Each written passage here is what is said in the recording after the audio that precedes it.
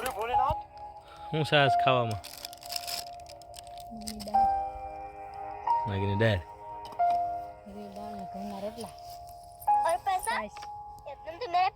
દાળ ને ઘઉંના રોટલા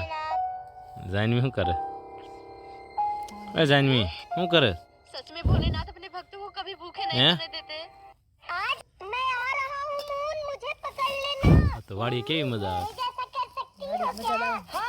થોડીક તો બંધ રાખ અને આ શું છે આજે બનાવી હતી પૂરી પૂરી છે અને ભાગ લાવ્યા હતા 9 વાગે નાસ્તો કર્યો હોય હા થોડું ઘણું વધ્યું જાની હતું તે થેલીમાં રોટલા મૂકી